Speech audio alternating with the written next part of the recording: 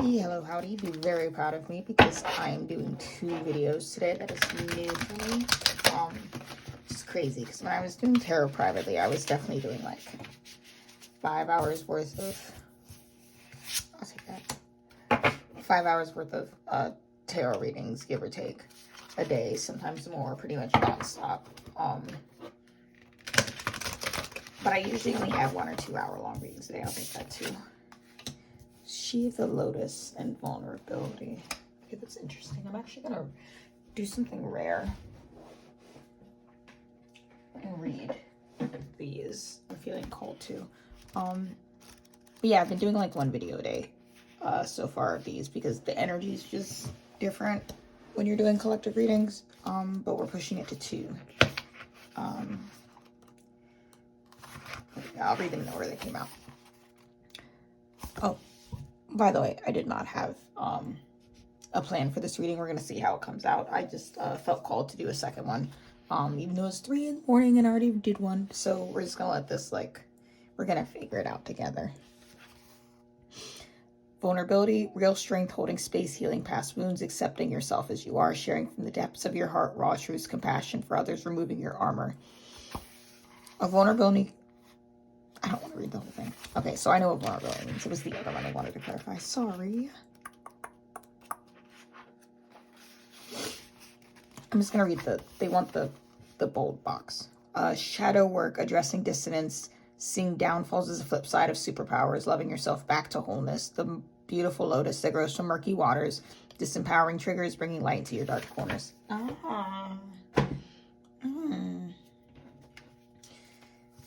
Somebody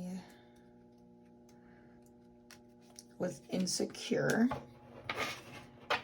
about themselves and thought that the cure to being less insecure was forcing bravado where there wasn't any, pretending like they had no flaws, and they're realizing that real self-confidence is embracing your flaws and understanding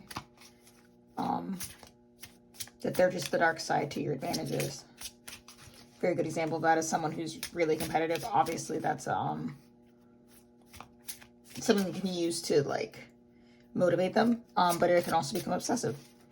You can't get rid of the obsessiveness of it without also getting rid of the competitiveness aspect. Okay, I'll take those 2. Thank you. As always, I'm going to start now with Oracle cards to get an idea of what we're doing. We have Happy in the tribe, and it's making me want a 3rd one of these. Oh, flip them. Colors got to go together.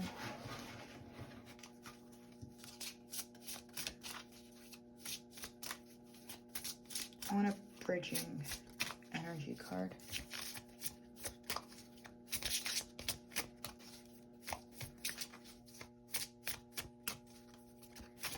Don't make me pick a 3rd card. Don't embarrass me.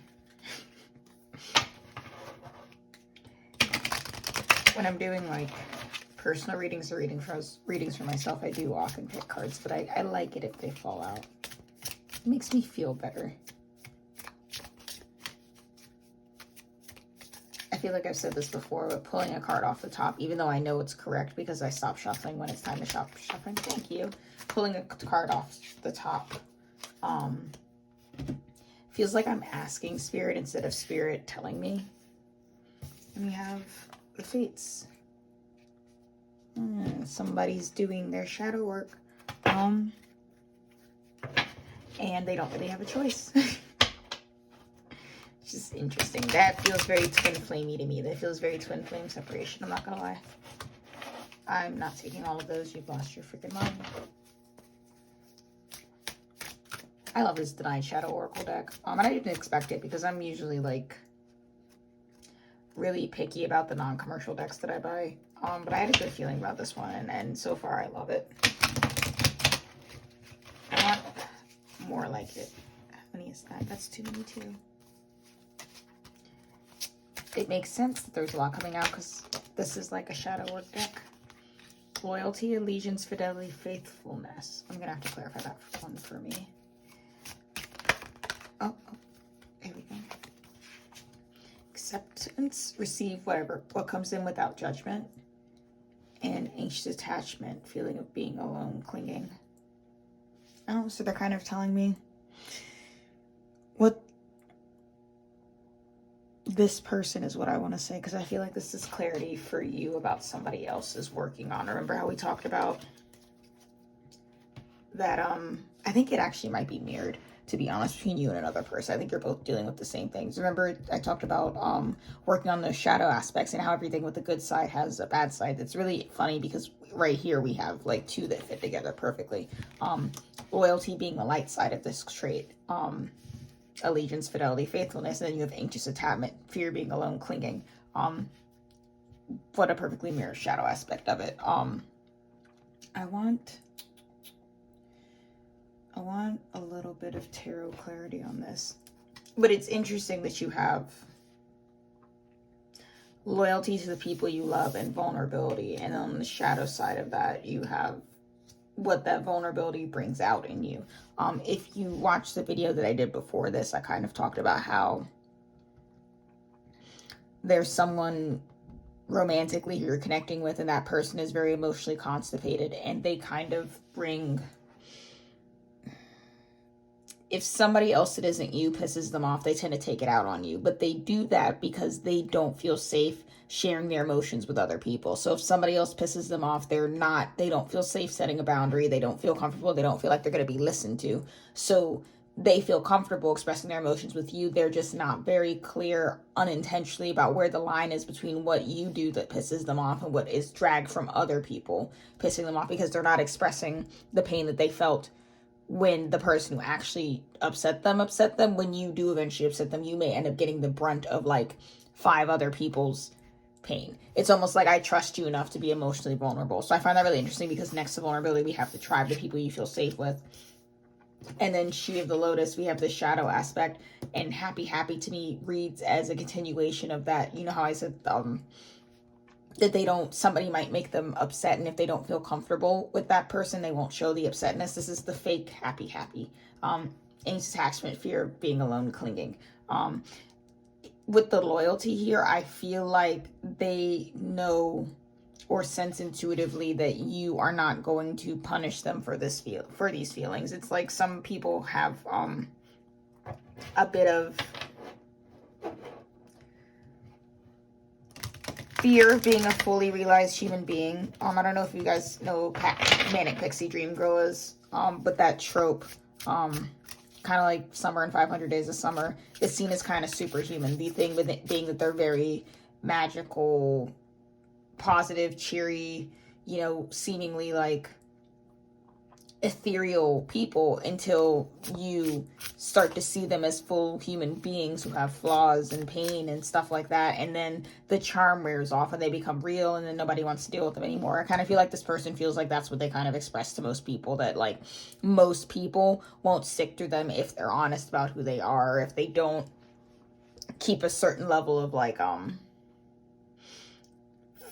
fake happy about them. I feel like they understand that you're loyal and you won't leave them if they're less than perfect, so they feel safe being less than perfect in these moments. Perhaps this person has a past of parent or home situation where it wasn't safe for them to express their feelings, so they just don't, unless it's with you, because maybe in their household that was something that they were punished for. Like even if they were just voicing how they felt about something or how something hurt them, it was like taught to them that it was better to be silent and not rock the boat, or that maybe that admission of something hurt me doesn't get anywhere. So maybe like with you, if they said what you did or said hurt me, you will actually move to change the behavior and talk about it. With everybody else they know in the conditions they grew up in, that's not the case. They say that hurt me, and it gets this big like suck it up. I'm just getting the energy of somebody, I wish I never said anything. That's what I got. I wish I never said anything. Now it's worse. Maybe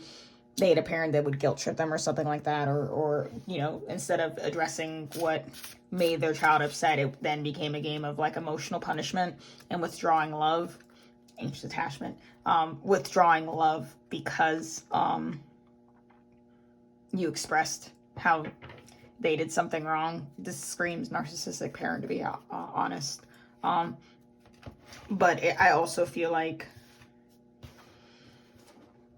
this person may have, because nobody was ever, this loyalty, this tribe, this vulnerability is new to them, they may have sort of taken it for granted just a little bit. I'm gonna be honest, because you can love somebody and consider them your tribe and be vulnerable with them, but that doesn't mean that you don't still have to have boundaries. If this is a twin flame separation, I feel like this may be why you guys are in separation, because somebody, and I feel like it's this person, ran a little bit with the loyalty thing. It was more like, I show all my ugly sides to you and you never run. So they stopped filtering their behavior at all. Maybe have thought that they could manipulate you, maybe that they could have free reign of reactions to things that you said and do, and it's like, oh well, this person won't leave, and then you did, and then it activates this anxious attachment, fear of being alone, clinging, and it's kind of like, I'm feeling the energy of someone who polarizes from one way to the other. Either they're like,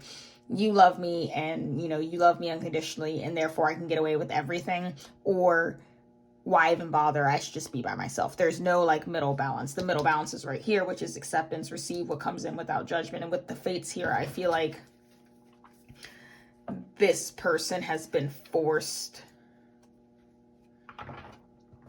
Like I said, this feels like very light switch on or off. Either I can do whatever to you and you're never going to leave, or I can't trust anybody. And I feel like this fear of being alone, clinging, I feel like this person doesn't necessarily cling. I feel like they resist the urge to cling by cutting off everybody. You know what I mean? Like, I feel like I'm getting like this ill feeling when I think of clinging. Like the idea of like wanting people's approval, acceptance, and genuinely admitting that they're scared if they leave makes them not want to be around anybody. So it may be that they didn't really have attachments at all because of this issue, and they met you and they went over to, oh, I don't have to worry about this person ever leaving me, ever. Then they pushed your boundaries a little bit too much because they got way too safe in the, this person is never going to leave me. And you were like, hey, I love you a lot and I respect you and I want to take care of you and all that other stuff, but if you don't respect my boundaries, there is a limit, and no matter how much I love you, you'll be gone. So this person kind of like shut that door and was like, no, I'm going back to never ever speaking to anybody ever again. With the exceptions is receive what comes in without judgment. It's the balancing. I'm going to clarify that, but it's kind of like a balancing of this energies of accepting that people are going to leave and some people are going to be loyal and you just don't know. I'm almost kind of getting the energy of like, it's not,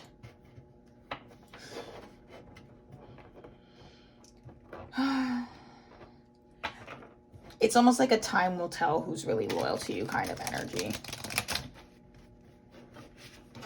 And almost with acceptance, receive what comes in without judgment. It's like understanding if you're alone for a reason. If you have a tribe, you have a tribe for a reason. It's almost, I'm getting kind of this feeling of like fear of being alone. It's almost like accepting that I am going to have to be alone sometimes, and that's okay. I want to clarify this entire middle section. Maybe I can do that with one card. That'd be interesting. See, I really thought I wasn't going to get anything, and here you got a whole speech off the jump. Nothing comes out in it. Oh, thank you. King of Pentacles. That's not helpful. Give me another card. Well, actually, no, it is helpful because King of Pentacles for me is the physical. Just let me know that if you don't speak to this person, or if I'm describing the reason a situation happened with somebody, that situation that happened that caused a separation between you and them, or whatever situation I just explained where they pushed your boundaries and you were like, listen, buddy, I love you, but like, I'm not doing this. That situation happened to challenge this person, do the shadow work. It's almost like they put them between a rock and a hard place, because like I said, they had the light switch on or off. Either this person's going to stay no matter what I do, or everybody's going to leave me. This person has no middle bridge. You are forcing them to learn the middle healthy bridge, which is I love you, support you, want the best for you, but if you cannot respect my boundaries, I will leave, and that's okay for me. Maybe not okay for this person. It's okay for me. It's kind of understanding that love, unconditional love, does have conditions. Maybe not conditions on the love itself, because even if you cut somebody off for not respecting your boundaries, you can still love them and want the best for them. But it's the same, it's a feeling of being like, I I love you unconditionally, but the physical world has conditions. I can love you from a distance. If you can't respect my boundaries, if you can't treat me right or make sure that I'm safe emotionally and listen to me when I set boundaries, then I'm gonna have to love you from a very long time, from a distance. This person thought that unconditional love means I can get away with anything and you can't touch me. At least that's what I'm getting.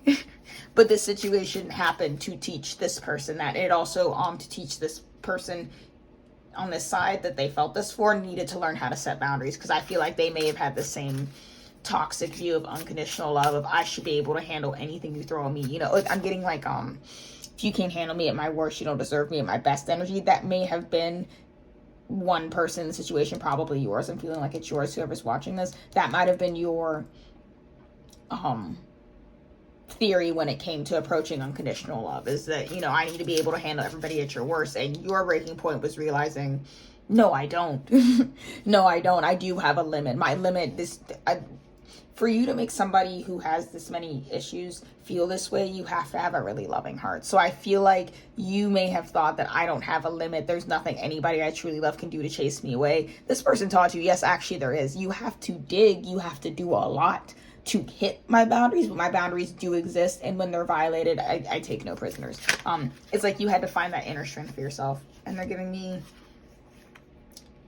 Ace of Cups and Nine of Swords. Okay, cool. Acceptance, receive whatever comes in with judgment. It's almost like this person here, the anxious attachment person, wanted love to be a sure bet. Either it's like they were like, I want to find somebody that's going to love me forever and never leave me, and I can do whatever I want, and, you know, they'll never leave me. They're always going to work things out. And I don't mean like they're going to cheat on you and stuff, but I mean like this person kind of felt like they could use somebody as their emotional punching bag. And like, I'll work on that, but it's like they thought that they had an unlimited amount of time to work on things for somebody who really loved me. This person was like, if love is going to be a mess, it's going to be uncertain, I don't want any parts of this. I want a sure thing of somebody that's never, ever going to leave me and never, ever going to get tired of me and never, ever turn me away or set a boundary that I can't cross. You know what I mean? I'm not trying, I'm making them sort of sound really bad, but I hope you know what I'm saying. It's like that was their approach to love. And they were like, either I want somebody that's never going to leave me, I want a certain sure deal that this is going to be somebody that I can be with forever, no drama, no BS, nothing, or I don't want anything to do with love. With acceptance and the Ace of Cups and Nine of Swords here, which is an offer of love for the universe, and anxiety, this person is having to learn that love is uncertain. And that's what it is. When you open your heart to somebody else, you don't know if they're going to stay or leave. You don't know if you're going to be compatible. You don't know if your boundaries are going to,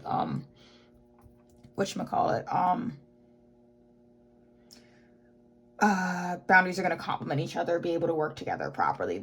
This is their lesson. What the fates are working on with them is accepting the nature of love that you don't know. I mean, anybody who watches, you know, movies with love stories and stuff like that, you know that that's the whole point, is that, you know, you just have to love is a giant leap of faith, as you don't know where you're going with it. You don't know if the person's going to love you back. You don't know if it's going to be great. You can marry somebody and 20 years down by the road, out of, you know, no lack of trying or no lack of love, you just find out you just don't work anymore. This person like wants love, but they want love on the condition that it's like sure, and love by nature isn't sure. That's what they're working on.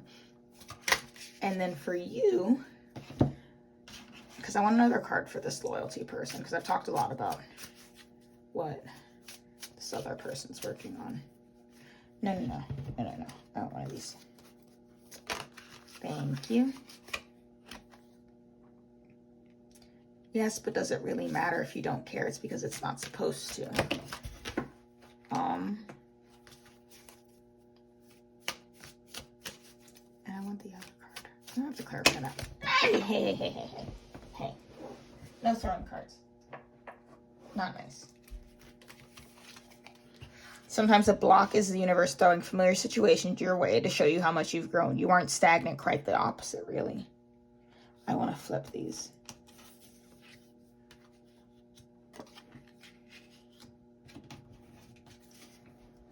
And I'm going to clarify both with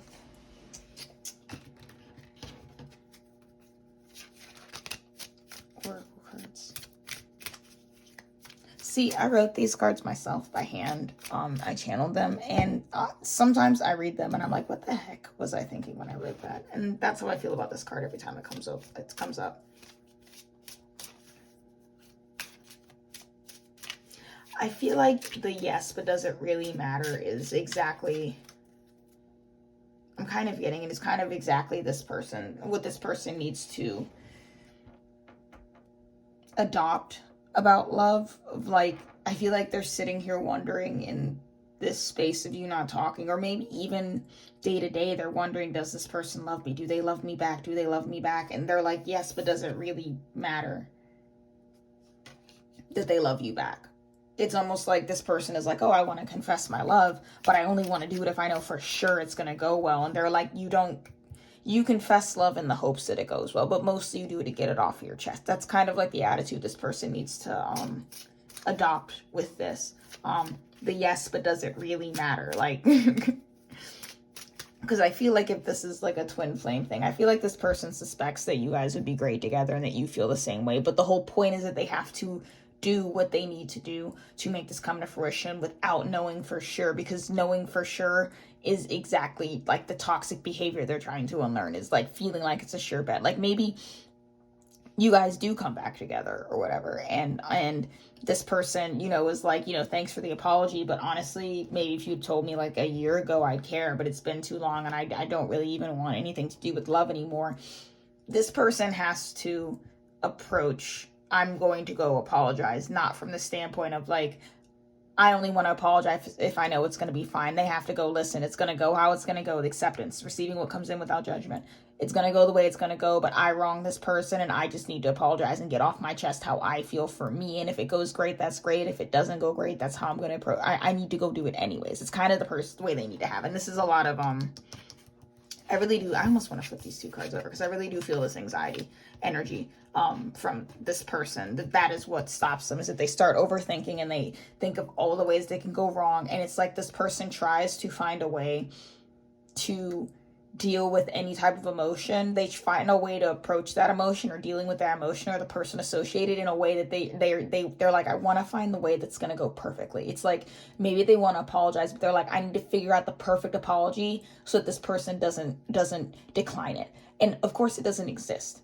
That doesn't exist. Anytime you apologize to somebody, you apologize knowing that no matter how well you frame it, they might just not forgive you. It's kind of like this person has to learn that it's more about, it's not that easy. It's not that simple. And that's not why you apologize. You don't apologize to get forgiveness. You apologize to apologize. You don't love somebody to be loved back. You love somebody to love them. And if you tell them because you just have to say it, not because it's the thing that's going to make everything go smoothly. It's almost like they're being taught that if you confess your love to somebody, it doesn't matter how you say it. If they don't love you back, they're not going to love you back. If they do, they're going to take whatever it is. You know what I mean? And it's like this person is convinced that they can change the circumstances of fate by their approach to it. And all of that dilly-dallying, because of course the perfect apology doesn't exist. The perfect confession doesn't exist. There's no confession in the world that can make someone who doesn't love you. There's no apology in the world that can make someone who does not forgive you magically forgive you. But this person swears that it exists. And again, that's the anxious attachment. A lot of anxiety. I feel like this person is very open-hearted, but it's almost like too open-hearted. It's like this person is like, how can I craft the perfect apology to apologize? And this person's like, honestly, you don't even have to apologize. I'll just take you back. And the universe, this person is like, listen, just like, say something heartfelt. Say it like you mean it. Say it to the best of your ability, but you don't have to spend 5,000 years making it perfect. Either they'll accept it or not. And to this person, the universe is like, hey, have some fucking standards. Like, that's what I'm getting. Like, if somebody pisses you off and they do something dirty and they cross your boundaries, don't just wait for any old apology. You know what I mean? Like, they're like, if they like come to you like, hey, sup, my bad, bro. And the thing they're apologizing for is like not listening to you when you told them, you know, something very simple and your dog ended up dying. Like, they're like, don't just take a, hey, my bad for that. Like, have some fucking standards. Like, it's almost like the universe feels like if this is a romance, or even this could even apply to friends, take it how it resonates. But however this is, it's almost like this person's agonizing over apologizing, and this person is waiting for an apology. And everybody here, the universe includes, kind of knows the apology is going to be accepted, but they're like, try a little bit. They're telling this person, don't try too hard, and this person's like, make them try, just make them try something. Make them try. Make them try. Make them put in like the bare minimum. Fun fact, I don't know if you can tell, I drink like half of a, kind of like an Angry Orchard. I drank like a chunk of this before. I don't know if you can tell. I can tell.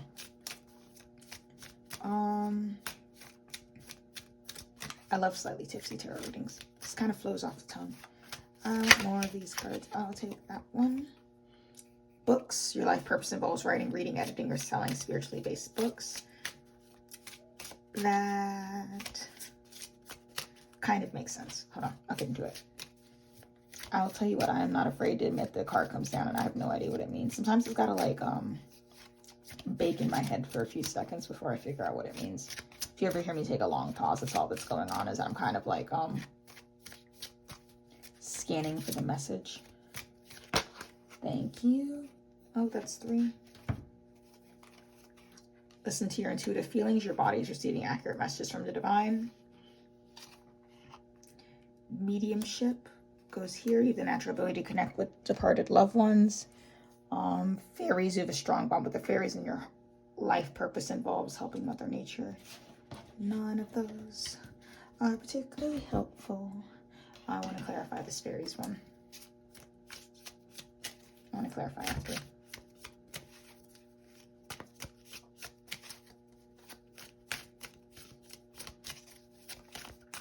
Again, this Divine Shadow Oracle is just like saving my behind.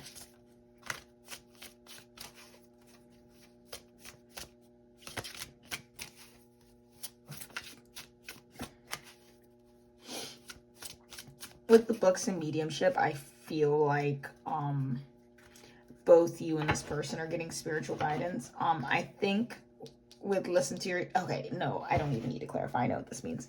It just came to me. With listen to your intuitive feelings, receiving accurate messages from the divine. So in the middle we have 2 things about literature, writing, spiritualing, and spirituality. This person, I think, is actively seeking spiritual sources. You know what I mean? Like I feel like if anybody's watching this tarot reading, it's the person that relates to this half. I'd be very surprised if it's the opposite, to be honest, because I feel like this person's going about it methodically. It's like they know that I'm getting messages about the situation with the divine. You're looking for your trusted sources. You might be going to astrologists. You might be paying a tarot reader. Like very, like, you know, I know a lot of people like go to tarot readers and don't talk about it, but like, it's not a common thing. I feel like you're very deep in the spiritual world, like the spiritual culture, and using the tried and tested ways of going about like getting clarity and healing what you need to hear. This person with the fairies is a more chaotic energy. I don't think that this person is sitting down watching tarot readings. I think they may have a surface level interest in the tarot. Like if one person is to be in this group, you know, I feel like this person's like, oh yeah, I definitely, you know, I buy crystals, I have like my own tarot deck, stuff like that. I feel like this person's kind of like at the level where they like maybe have a surface understanding of astrology, and they may like, you know, on their social media like read the things for their sign and be like, oh yeah, you know, like that flies. Like, and I feel like this is masculine energy. Even admitting that like astrology is real is big for a masculine. Like I'm not even gonna hold you, it's very big. But I feel like this is coming to them way more chaotically. It's almost like this person sees the puppet strings and this one sees the performance. It's like you're very aware that the things you're getting are coming from the divine. Like maybe this person will watch a movie and a scene will come up that like very much parallels this energy that they're going through with this person. This person's like, oh,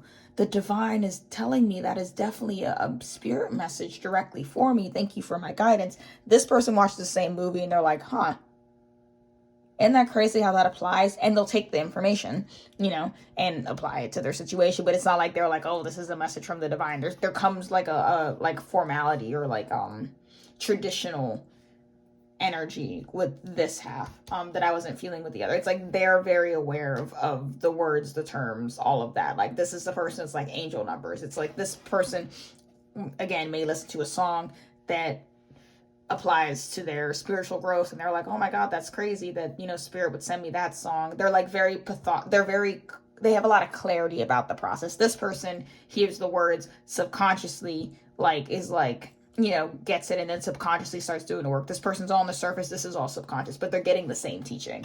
It's just very different. I think, like I said, this person sees the puppet strings. This one just sees the puppet show. And I'm going to, because that's all my decks. I'm going to finish up with tarot. What are we doing at time? Oh, this is like half my regular videos. That's interesting. I feel like a 30, 40-minute video is a lot more palatable than like my hour-long ones. I might just fuck around and film again. Cat Magic, which is the magician. Fun fact, this mystical cats tarot was my first tarot deck. Not this one specifically. I repurchased it because I gave my first one away to a friend to borrow and I never got it back. But this is the first tarot deck, the first kind of tarot deck that I ever purchased and bought. Because I used to, I don't know if any of you guys know what the Warrior Cats series is. I used to be a big Warrior Cats fan. So I saw this in Barnes and Nobles and was like, oop, mine. Used it for a while, let a friend borrow it, and literally never got it back. And then, you know, bought tarot decks for years until I really got into tarot. And then I repurchased it, like, as, I want to say, like, my 30th deck in my collection. I stumbled across it. Oh, thank you. I'll take those two. Three of Sea, which is the Three of Cups. Eight of Fire is Eight of Wands. Cat Magic, the Empress. Five of Fire is Five of Wands. And Earth Tom. I want one more for this person. Four of Fire. There we go again with that divine energy.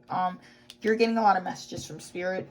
Rainbows, because I'm seeing multiple ones, may even be one of your indicators. I would look out for rainbows.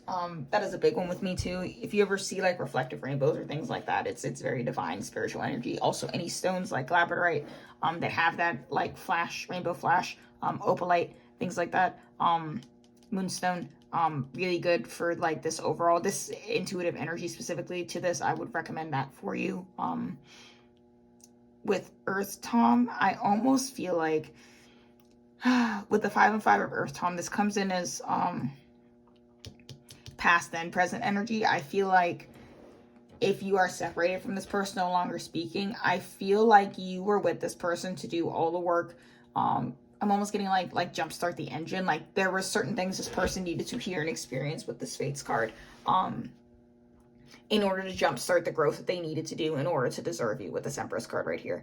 And so if you're separated, it's because you did what you needed to do, say what you needed to say, and then it's almost like Spirit was like, the rest of this wasn't going to be pretty, and there was no reason for you to be around for it. This person's healing journey is a mess. I'm going to be honest with you, it's a bit of a mess. I don't think it's a mess necessarily for this person. It might be, but I feel like it's like, I'm getting the phrase collateral damage. Like I feel like they're going through a lot of stuff, they're emoting a lot, and I feel like they're taking a lot of crap out on other people, because I feel like that might be the point.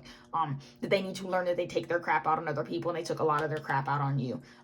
So Spirit, like, I almost see like you are sent in as this kitten to like deliver this message, and Spirit's like, okay, and then they scoop you up and they're like, we're gonna get the heck up out of here. Like, you did your job, get the heck up out of here, get you to safety. With Cat Magic, the Magician, the Eight of Fire is Eight of Wands. This is hastiness to me.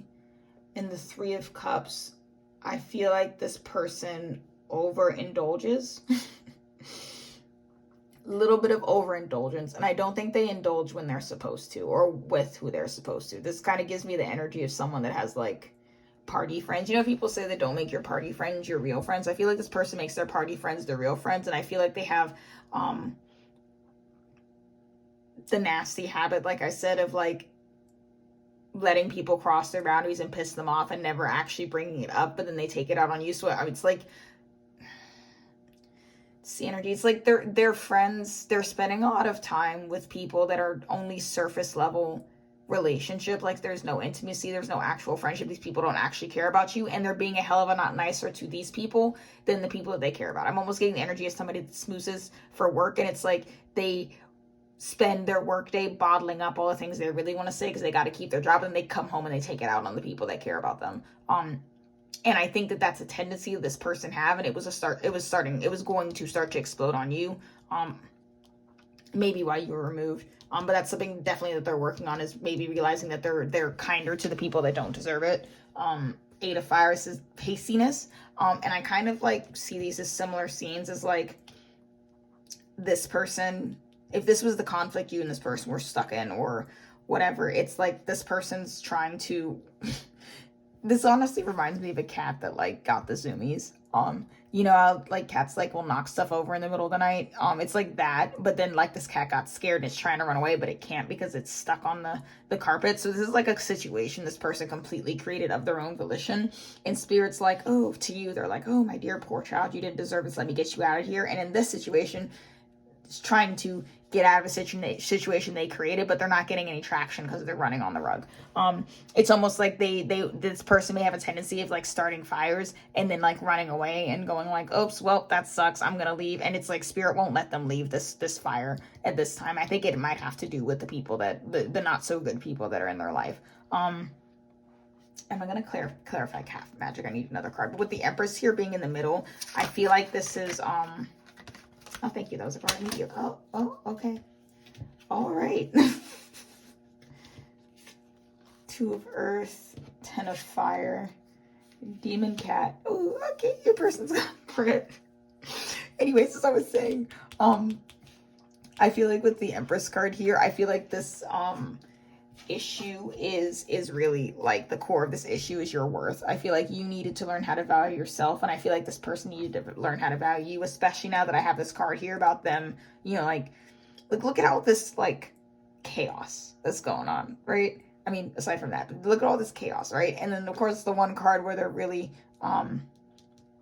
chill and nice and chilling is with the card that I identified as fake friends. So it's like this person starts fires everywhere except for with the people that actually need the fire started, and that included you. They may have pushed away and crossed the boundary of somebody they really, really cared about, retaliating about something somebody else did to them who doesn't even need to be in their life. So like I said, they keep running away from their problems, and it's funny because it's like the more they try and run away, the worse this is getting. Because I think that's the issue. I think that's what they might have done with you as well, as they crossed the boundary, started a fire, and then instead of apologizing or rectifying the situation, they just kind of tried to run.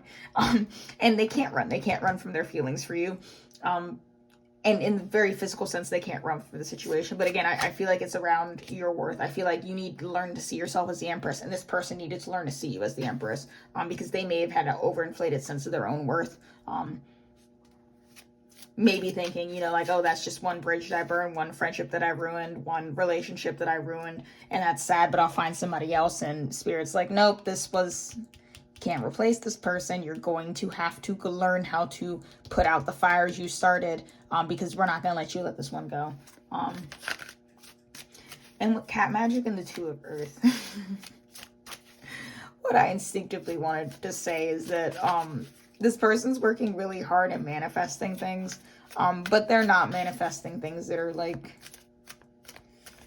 truly for their highest good. With the Three of Cs and like the party culture, I feel like, again, this person may want, like, I'm just getting money in my head. I feel like they want career success, or they want to dress to impress certain people. Maybe they cut ties with you because they wanted to focus on their career and everything else. And it's like the things that they cut you off for are also blowing up in their face here. They're not really going anywhere, to be honest. Again, because they're trying to run from without fixing the root issues. I keep going back to the Fate. Spirit is not going to let them skip the shadow work. I feel bad for laughing, but I kind of don't, because again, like, they keep saying fires that you started, you know, so it's like this person, again, is emotionally volatile. Fire Tom, which is King of Wands. It's a Knight of Wands. Yeah, Knight of Wands.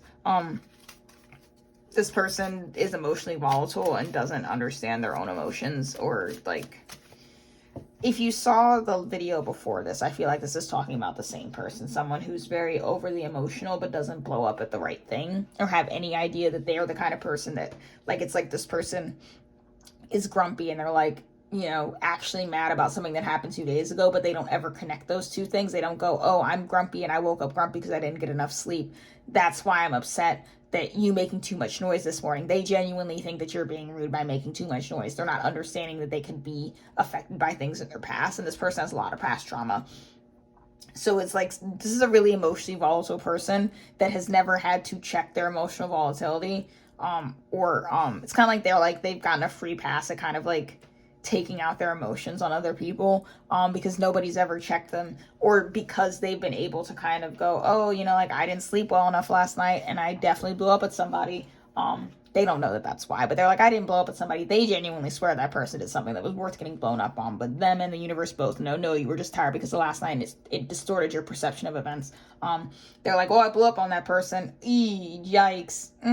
Kind of feel bad about that. What am I going to do? I'm going to stop talking to them. And so, like, they never have to face the consequences of this, and they, like, go about their day and do it to the next person. When it happens, they just cut that person off too. And they're like, oh, I've created a situation once again from not thinking properly through before I speak things, and not having an emotional, you know, like, emotional intelligence. And they kind of just been setting fires and running away from them. And spirit is like, it's like I said, they keep running away. They delivered you from this fire, and they're like, no, you aren't getting away from this one. You can try and run if you want to, but you're gonna have to learn how to fix this, because there's no incentive for this person to stop acting this way if they're allowed to just, like, forget about their mistakes and blow them off. Like, what incentive do you have to, like, not be a crappy person if you're allowed to just run away from whatever scenario you create? And I'm going to do some Dark Shadow Oracle cards, and then I'm leaving. I said this was going to be short, and I've continued to talk for another 10 minutes. Last bit, I swear.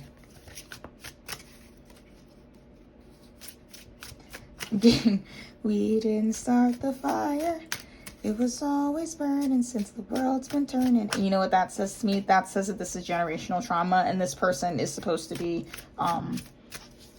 what is the word? I can't remember, but like a curse breaker in sense, like fixing generational trauma, like it ends with them, and they, like, really don't want to do the work.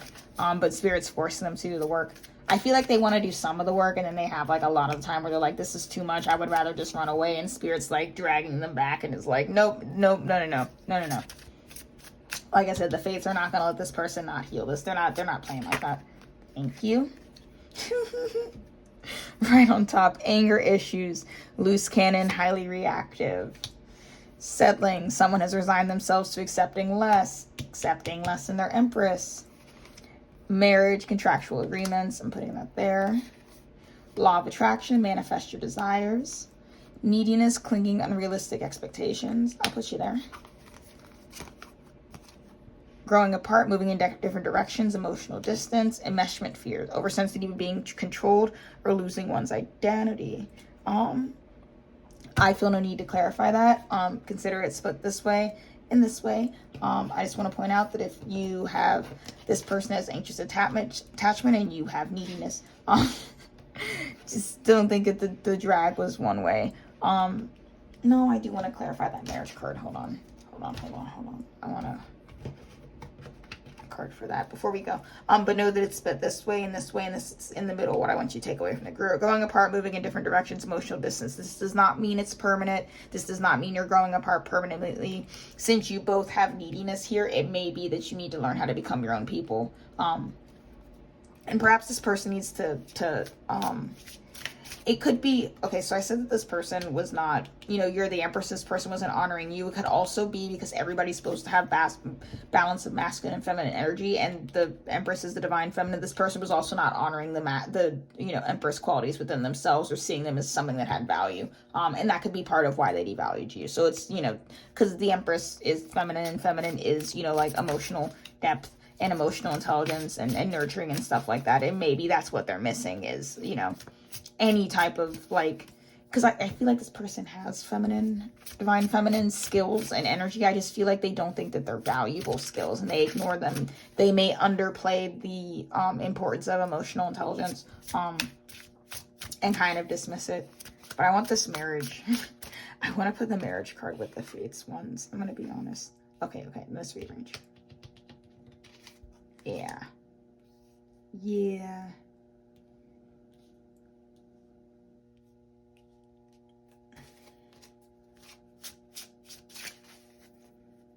Yeah. On second thought, I think I'm going to leave that as is. I'm going to close out with a card. Advice card of channeled messages. Again, this is you. This is them. This is the middle energy. All I'm hearing is they'll take from it what they need to. If there's any synchronicities here, you're welcome.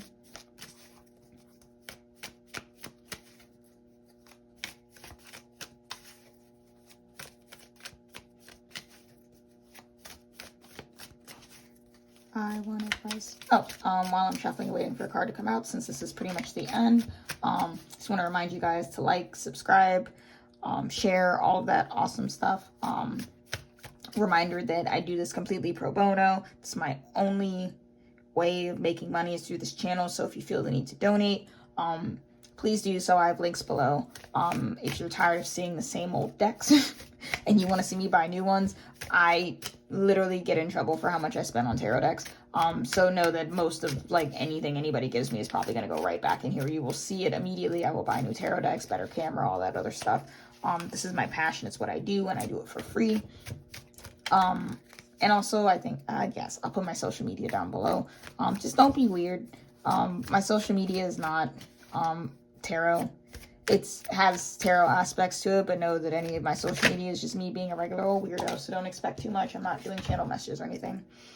The answers you seek are already on the way. Keep your eyes open. And with that, I'm going to leave you. I hope this helped. I hope you're having a good evening. I hope you're feeling as great as I am. If not, you will be soon. Answers you seek are already on the way. Have a nice evening, and I'll see you next time.